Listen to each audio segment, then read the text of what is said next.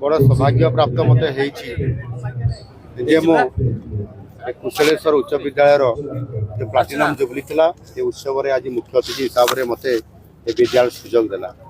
ये विद्यालय 75 वर्ष पूरण होगा एवं अनेक छात्र छात्री को विश्वस्तरीय स्तर में से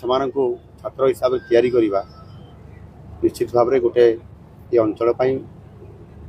बहुत बड़ गोटे कथा। कारण ये विद्यालय किभली भाव में ये पीएम श्री होती आहरी अनेक काम बाकी अच्छी से जहाँ प्रधान शिक्षक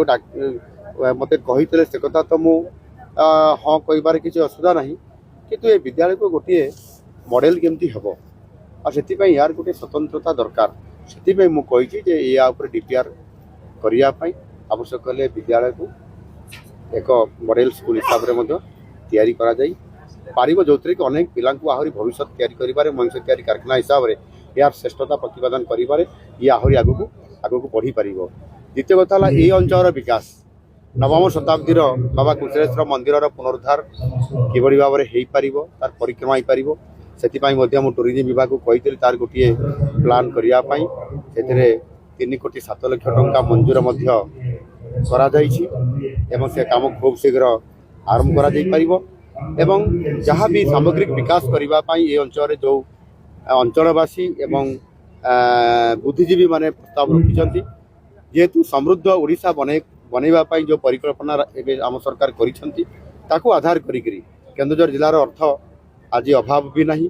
एवं आम सरकार आसला बजेट को भी आम नवेकलबर करूँ अर्थात प्रथम थर कर ओडिशा सरकार बजेट 3 लाख ऊपर को अर्थात 3,10,000 कोटी को छुई एनु निश्चित भाव में प्रत्येक क्षेत्र में महिला मान को सशक्तकरण करवा आपंकर युवक मान को जॉब केमती तैयारी करवा से शिल्पायन को गुरुत्व देवा